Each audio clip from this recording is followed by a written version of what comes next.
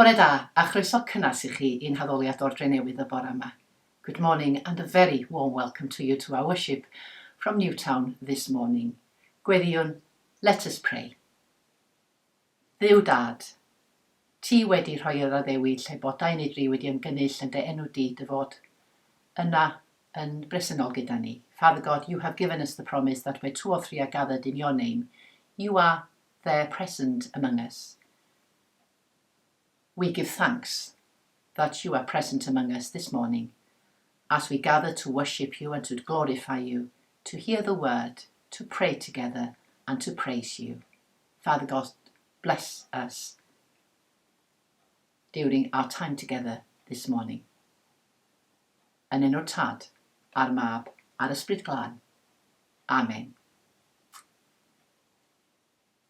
Well, over Christmas, our virtual services have made no mention of the wise men who visited Jesus bearing their gifts of gold, frankincense and myrrh.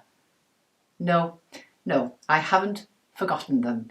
I've been keeping this part of the Christmas story for today's service, which will focus on celebrating the Epiphany as we recall the story of the wise men who came from afar.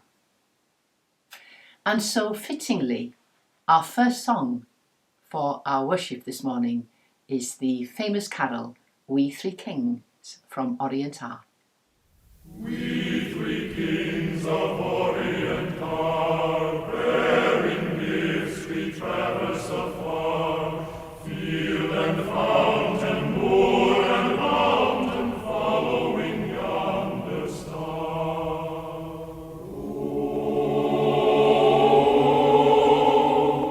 star of wonder, star of night, star with royal beauty bright, westward leading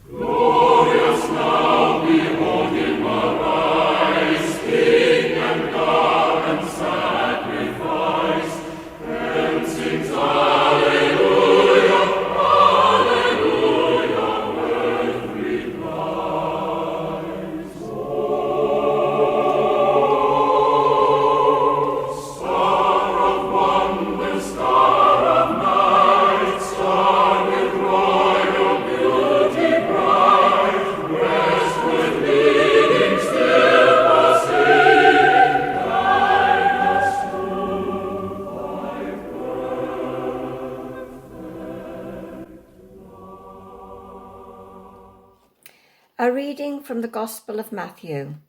In the time of King Herod, after Jesus was born in Bethlehem of Judea, wise men from the east came to Jerusalem, asking, "Where is the child who has been born King of the Jews? For we observed his star at its rising and have come to pay him homage." When King Herod heard this, he was frightened, and all Jerusalem with him. And calling together all the chief priests and scribes of the people, he inquired of them where the Messiah was to be born. They told him, "In Bethlehem of Judea, for so it has been written by the prophet. And you, Bethlehem, in the land of Judah, are by no means least among the rulers of Judah, for from you shall come a ruler who is to shepherd my people Israel." Then Herod secretly called for the wise men and learned from them the exact time when the star had appeared.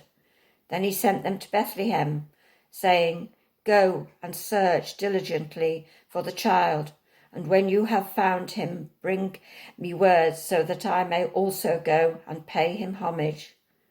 When they had heard the king, they set out, and there, ahead of them, went the star that they had seen at its rising, until it stopped over the place where the child was. When they saw that the star had stopped, they were overwhelmed with joy. On entering the house, they saw the child with Mary, his mother, and they knelt down and paid him homage. Then, opening their treasure chests, they offered him gifts of gold, frankincense, and myrrh. And having been warned in a dream not to return to Herod, they left for their own country by another road. This is the word of the Lord. Thank you. Diolch, Jeanette. Last Wednesday was the 6th of January, a special day in our Christian calendars, when we celebrated the feast of the Epiphany, and this now begins the season of Epiphany, where our scripture readings focus on the revelation of Jesus Christ as God's Son and our Saviour. Today's story is really one of 3 Epiphanies that we are celebrating at this time of the year. Epiphany means a revelation, and at this time we are remembering and celebrating 3 revelations of God. Christmas, the Incarnation. This Epiphany, Jesus revealed as the Messiah to wise men from a far country, and the baptism of Jesus, which is today's proper appointed reading, the occasion when God declares that Jesus is his beloved Son. One could say that today's Gospel reading is Matthew's Christmas story, just as the shepherds coming to the stable is Luke's Christmas story. The 2 accounts are quite distinct from each other and have a different emphasis. In Luke, the stress is on Jesus being God's revelation to the poor and the rejected. In Matthew, the emphasis is on the universality of Jesus' mission. Jesus has come for everyone, not for a select group or a nation of people. Matthew, as usual, is rather vague on detail, and this particular Bible account has become so mythologized over the years. The picture that many of us have is so different from the real thing. We've just listened to the carol "We Three Kings of Orient Are." They weren't, in fact, kings. They were astrologers. Over time, these kings have acquired names. Melchior, who bought gold, Caspar, who bought frankincense, and Balthasar, who bought the myrrh. But there's no mention of this in the original story. It's a nice image, but it's all embellishment on the story. None of it is recorded in the Bible account. And so we need to avoid romanticising this story too much, lest we begin to miss the point of what we can learn here about God and our own spiritual journey and our response to Jesus, the Christ child. Focusing on the actual facts of the reading from Matthew, the first response we encounter is King Herod's anger and rejection. Herod's reign was very successful, but he was very suspicious and couldn't tolerate others rivaling his power. He murdered his wife and mother-in-law. He assassinated 3 of his sons. Anyone who got close to claiming power from him were dealt with severely. When the 3 visitors from the east arrive looking for the king of the Jews, we can just imagine his reaction. There's only one king of the Jews. No one is taking that title from Herod. In his anger and paranoia, he orders the death of all the babies aged 2 and younger in the area of Bethlehem. He is riddled with jealousy and fear. We have many people riddled with jealousy and fear in our communities and in our world, sadly. Am I one of these people? The second response to Jesus is that of the chief priests and teachers of the law, whose response is one of apathy and non-committal. King Herod goes to the chief priests and teachers of the law for advice. Where will the Messiah be born? He asks. They know the answer. They've studied the scriptures. They can even quote the verse to the king which backs up their theory. The Messiah, they say, will be born in the town of Bethlehem in Judea. Now one could expect these great religious leaders to speak with great excitement and to hurry off to Bethlehem themselves to greet the Messiah that they had been praying and waiting for. But no, they give Herod the answer. Then they get on with their own lives, unaffected by the news they've just received. Am I a person full of hope and expectation, but sadly also of apathy and inaction? The third response we encounter is that of the visitors from the east. They respond by accepting Jesus and worshipping God. The story of the visitors from the east is a beautiful parable of the journey of faith that we all go through as we move into a deeper experience of God. This is a 4-stage journey, a journey from the head to the heart. First, the wise men study the facts. Their journey of faith begins with their questioning. They are astrologers. They study the stars. And when they see a strange star in the sky, they question. Second, they know that the only way to get an answer is to seek. And this involves setting out on a journey that will involve risk. They will be summoned by the king and risk their lives to find Jesus. But their desire for truth is stronger than their fear.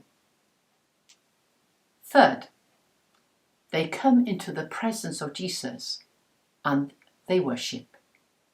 And part of their worship is to offer him gifts. Theirs is a sacrificial worship that is prepared to give as well as to receive. And then finally, they make their way back home via another route, trusting in God. They return to their everyday lives, not leaving Jesus behind, but taking the experience of their encounter with them. And so, in this remarkable story, stripped of the tinsel and the imaginary names and the made-up characters, we find the most basic of Christian truths. Each one of us is confronted with a question this morning. How will we respond to our encounter with the Christ child? Will we be like King Herod and reject Jesus? Will we be like the chief priest and teachers of the law and remain lost in apathy? Or will we be like the visitors from the east and step out on a journey of faith? A difficult journey, not without questions and doubts, not without personal difficulties, not without sacrificial actions, but a journey that leads to Jesus Christ, God's Son, our Saviour. Let us be encouraged by the journey of the wise men. Let us set out on our journey.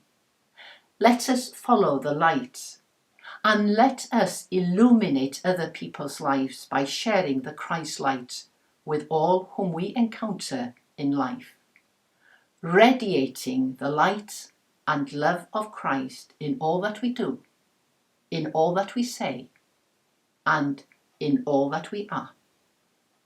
Amen.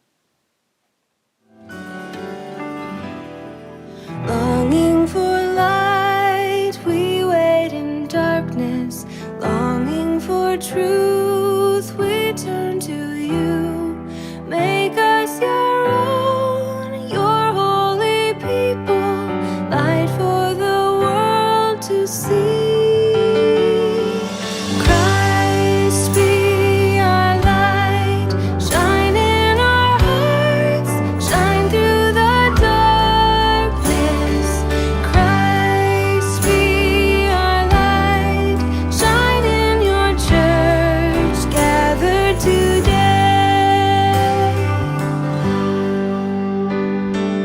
Longing for peace, our world is troubled. Longing for hope, many despair. Your word alone has power to save us. Make us your living voice. Christ be our light, shine in our hearts, shine through the darkness. Christ be our light, shine in your church gathered today.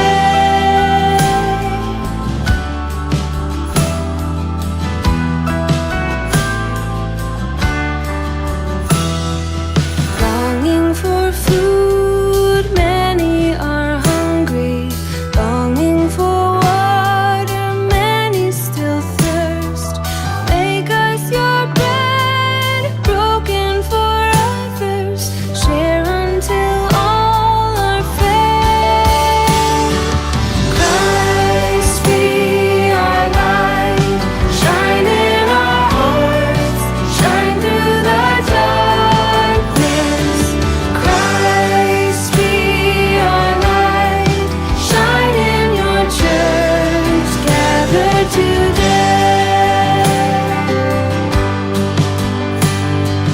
Longing for shelter, many are homeless.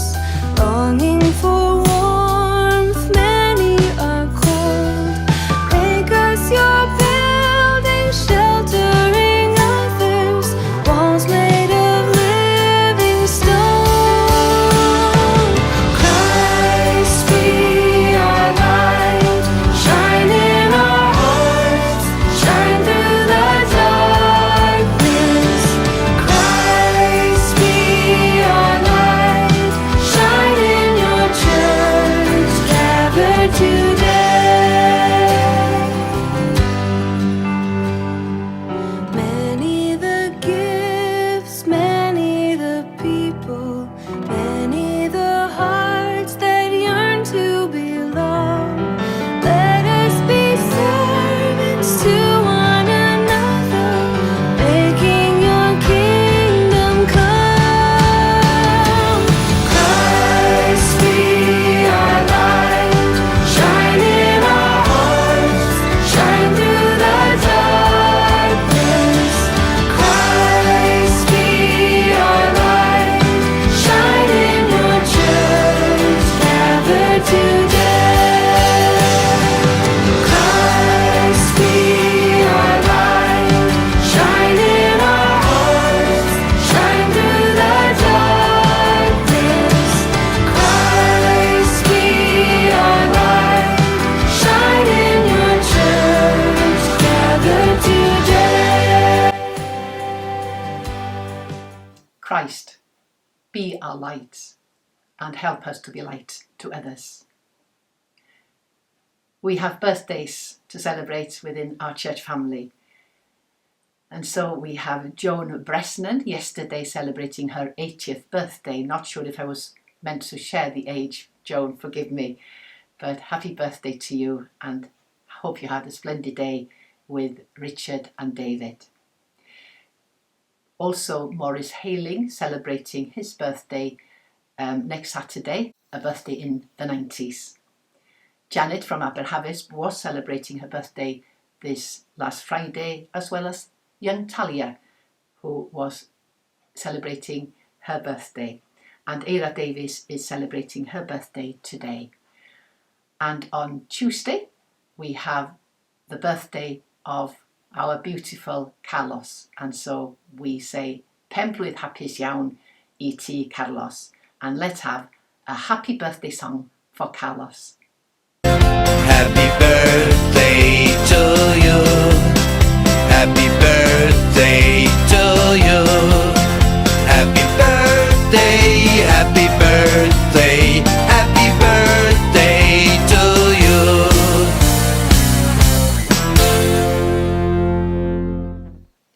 Our prayers this morning will be led by Richard Bresnan. Please may I ask you to hold to these people in your prayers this coming week. Pray for the soul of Kaylee and pray for her family in their grief, in their hurt, in their pain, in their loss. And pray for all of Kaylee's school friends at Newtown High School and the staff. Pray for the soul of Vi Joseph and for her daughter Carol and all the family.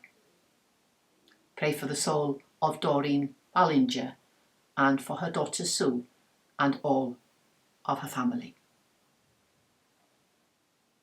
We continue to pray for Carlos and Evie and baby Ronnie, for Dora Davis and for Marion Wilson, for Jane and Rob, for Colin Davis, for Arwyn and Esther, and for all who are struggling with health issues, loneliness, isolation, and the effects of this pandemic. Richard. Let us pray. We come to bow with the shepherds, to kneel with the wise men, to adore with Joseph, to hold you in our hearts with Mary. Fill us all with unwavering faith, that we may walk together as constant witnesses of Christ Jesus, our saving Lord, proclaiming your glory and your love. Lord, in your mercy, hear our prayer. We remember with sadness the divisions of our world, a world not at peace, where people are misused and often scorned. We remember all the places of war, violence and suffering, and we remember all victims of intolerance and oppression. Direct this and every nation in the ways of justice and of peace, and we ask that you give wisdom to the politicians whose words can have such a powerful effect. Lord, in your mercy, hear our prayer. Give hope and refresh the bodies, hearts and souls of all who suffer serious illness, despair or fear, and to all those who give love and support. We pray for those in hospital, for those in residential care, and for those especially known to us at this time. Give relief to those in pain, friendship to those who are alone, and reassurance to those in doubt or distress of mind. Almighty and merciful Father, we come before you asking for a quick control of the coronavirus, currently ravaging our world, and we pray for the success of the vaccines, and that those vaccines are available to all, rich or poor. Lord, in your mercy, hear our prayer. Hear us, Lord, as we remember all those who have died in the faith of Christ.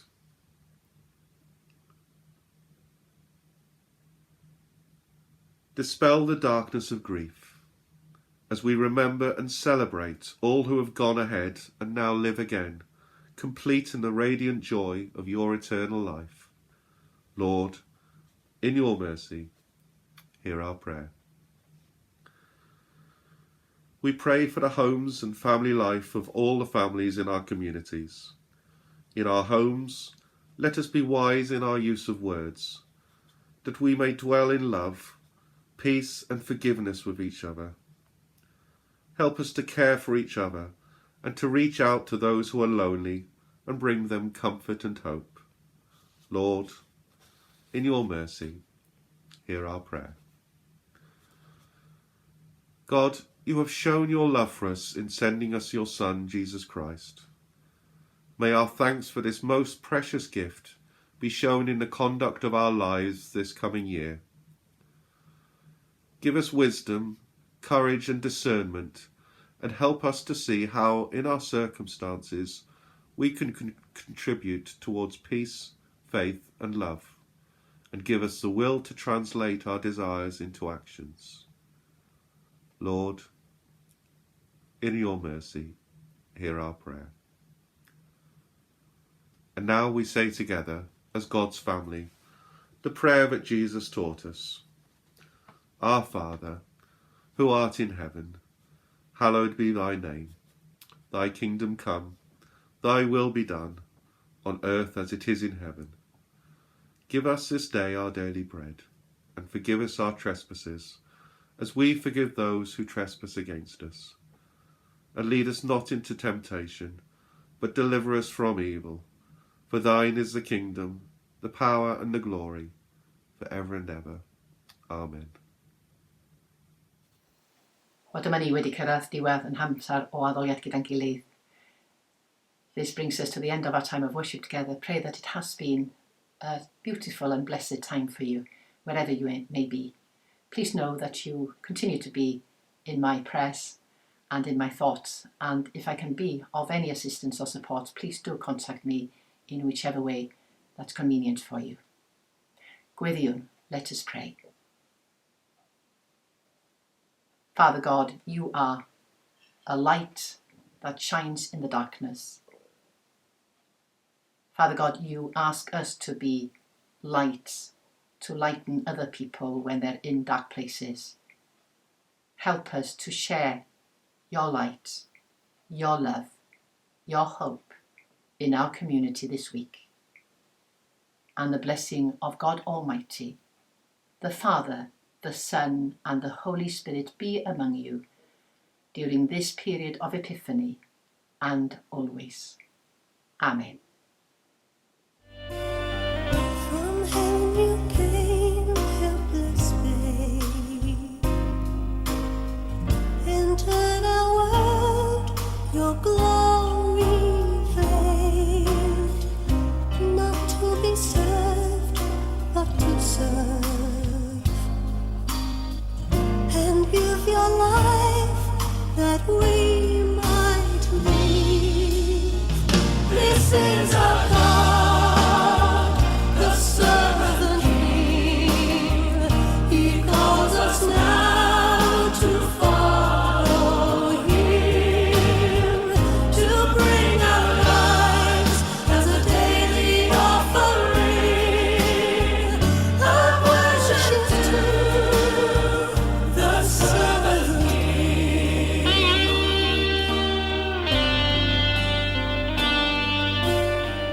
Come see His hands and His feet, the scars that speak of sacrifice, hands that flung stars into space.